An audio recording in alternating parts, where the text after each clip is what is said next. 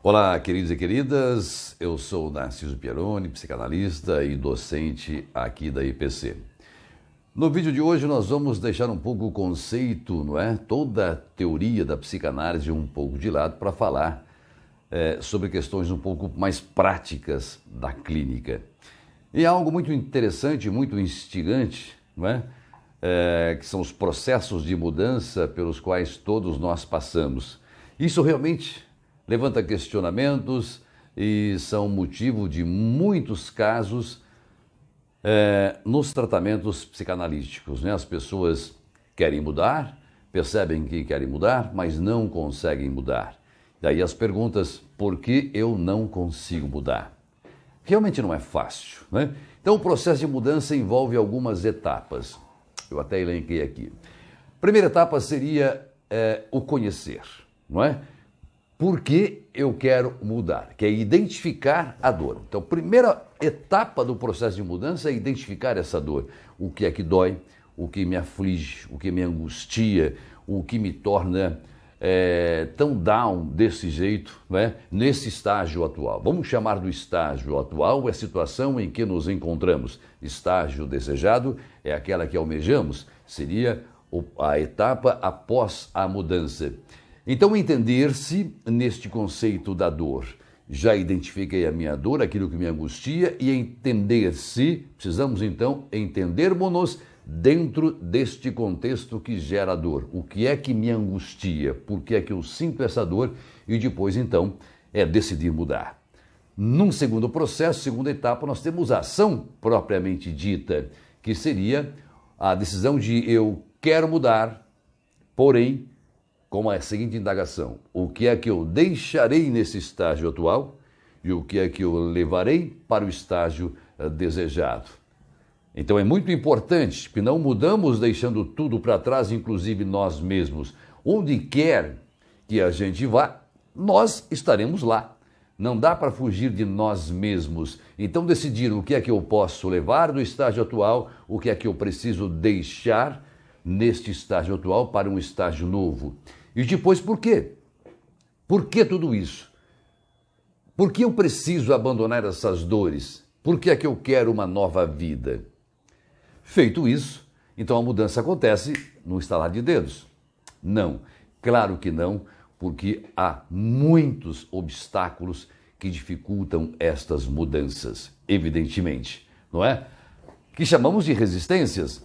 As resistências, elas estão presentes em nossas vidas no dia a dia, resistimos cotidianamente a várias questões, resistimos até mesmo a ouvir uma opinião do outro, resistimos a mudar alguma coisa, resistimos a aceitar, resistimos a contra-argumentar. E quando falamos em mudanças profundas em nossas vidas, os obstáculos, as resistências tendem a ser ainda maiores, porque elas vão impactar diretamente a nós mesmos e a tudo ao nosso redor. Então, elencando alguns tópicos importantes, as resistências geralmente surgem porque ao mudar eu vou mexer com algumas feridas, eu vou ter que falar sobre aquilo, vou ter que reviver certas questões, eu vou ter que reagir, digamos assim, que é reviver estas dores para entendê-la profundamente, e essas resistências, percebemos isso na análise, essa resistência natural ao falar sobre certas questões, ao identificar certas dores, ao retornar aquilo que está recalcado, aquilo que está reprimido, porque vai evidentemente mexer nas feridas. Depois o novo, é a dúvida. Onde é esse novo? Como é este novo? Quem serei neste novo e o que eu farei neste novo? Percebem que este novo lugar é uma incógnita. E eis então a razão pela qual muita gente se recusa a conhecer este novo, porque é tudo diferente.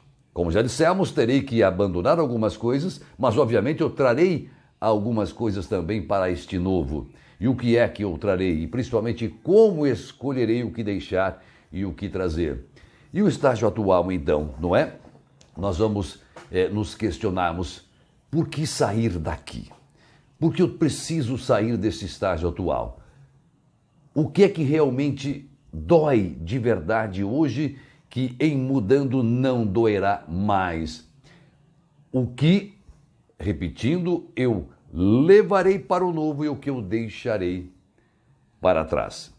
Então percebam que o estágio desejado, ele é uma incógnita, é um desconhecido e vai exigir, evidentemente, novas ações, novos comportamentos. Mas, como sempre afirmamos, é preciso que entendamos isso, e é o próprio processo psicanalítico, do tratamento psicanalítico, que envolve o quê? Envolve um entregar-se, envolve um abrir-se, um desmontar-se por dentro, a fim de conseguir minimizar aquelas dores, conseguir viver com aquelas, conseguir cicatrizar, ou melhor dizendo, aquelas feridas que ainda estão latentes do passado. Este é, portanto, o objetivo principal do tratamento psicanalítico, que é transformar em cicatrizes tudo aquilo que dói, aquilo que machuca, aquelas feridas que continuam latentes, seja através do recalcamento, repressões, evidentemente, e depois que são retornadas nas mais diversas sintomatologias, não é? Representações, digamos assim. Então, este mudar, basicamente, nós resistimos à mudança, não é porque não queremos chegar no estágio novo, o estágio desejado, porque, afinal de contas, quando nos propomos a mudar, nós queremos sair desse estágio atual para caminhar ao estágio desejado, ao estágio novo. O que resistimos é o percurso, é o caminho, porque desconhecemos, não sabemos o que vamos viver, o que vamos enfrentar, o que precisaremos abandonar, quais ganhos secundários teremos que abrir mão e quais serão os ganhos primários, então, neste lugar desejado. Resumidamente, o processo de mudança se dá quando decidimos enfrentar o caminho, porque o desafio não é estar no estágio desejado, mas é o percurso. E por isso insistimos em não abandonar a zona de conforto que chamamos de status quo. Portanto, o medo não é lá do novo lugar, mas do percurso.